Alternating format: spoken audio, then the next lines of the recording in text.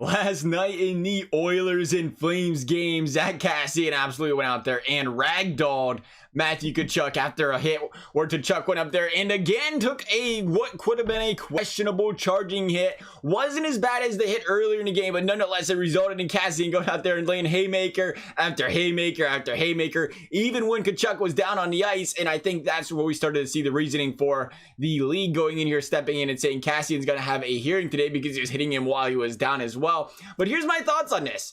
This was the second big hit of the game that Tkachuk laid on Kassian. The second hit, I don't think was as bad. Again, I don't think it's hearing worthy. I think he did, you can argue the charging on the play, he came flying in, but I don't think there was as much intent for him to go up there and lay some sort of headshot on Kassian. But the play earlier in the game, not the same situation here. You've seen him come flying in. Now here's the thing, Kassian's head was down, but he came flying in and he whipped him right in the side of the head. Now don't tell me Kassian wasn't sitting there thinking about that the rest of the game. That was the hit that ultimately triggered this fight. It was just the second blow by Tkachuk that ended up, making things boil over, where he went out there and he's like, I got to defend myself. Somebody's got to do it. I'm not going to keep taking shots from this guy. That's not how it works. You don't throw a punch and you get to walk away after it, which is where things start to get kind of tricky and funny in the league these days, because the reasoning for the hearing is because, well, Tkachuk was getting hit while he's defenseless, while he was down. Well, what do you call Kassian when his head isn't up in the air, he's not looking at the play, and you get an absolute cheap shot to the side of the head by Tkachuk? We call that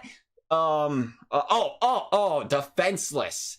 We call that defenseless because he can't see what's interesting. So we have ourselves a predicament here. The predicament is this, though. I get the reasoning. I get the frustration on both sides here, because the league's in this, quote unquote CTE transition right now, where we're starting to learn more and more about how much damage these headshots can do to guys, and especially coming in flying in place headshots. Like I'll take the guy punching me in the side of the face on the ground before I take the guy coming in at 20 miles an hour, however fast it is, flying in there and bashing me in the side of the head with his pads. I'll take the headshot by the fist every single day of the week. Let me tell you what, we've seen so much, documentation about how car crash like sports are these days with these headshots. But back to the original point here, we talk about hockey, it's transitioning into that because, say like 2003, a play like that in 2003, everybody loves it. Everybody's fired up. He's like, yeah, Kassian, stick your head up, pop. You don't want to get clocked, put your head up. That's how it should be. And then they like the good old retaliation. You want to lay that hit, you go back and you ragdoll them yourself, send a message. Everybody loves it. But that's not the league these days. Leagues are softening up. You can't go out there and hit a defenseless guy.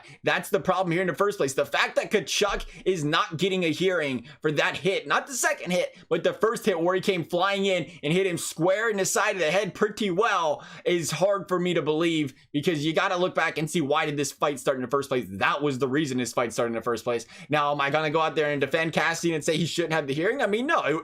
Rules are rules. You're not supposed to go out there and continue a fight when a guy's on a gun. You're not supposed to continue just flat out, like I said, throwing haymakers as he was. But the fact that you're not looking, the NHL's not looking deeper into this, at least not right now, as the the reason this even came up in the first place was because of that Tkachuk hit earlier in the game, blows my mind. Like I said, it's not the same league. You can't sit there and say, oh, his head was down, it's a big hit. No, they're defenseless. They're both defenseless. Treat them the same way, or like I said, either penalize them both or don't penalize either one of them. Right now, it's kind of surprising to see the actions the NHL are taking with it. But like I said, the best example you can give here is, like I said, go up to a guy and punch him in the face and then think it's acceptable to walk away, because that is the excuse being used for what Tkachuk did being acceptable and Kassian not doing acceptable. Saying, well, he laid the hit, but you know what? Tkachuk didn't want to drop the gloves. He didn't want to fight. He fell down, whatever. You're throwing this stuff out there. You've seen a lot of that being the reasoning for what Kassian did is unacceptable. Well, you don't go out there and lay the hit in the first place if you don't expect retaliation. That's what I'm saying here. Don't go punch a guy in the face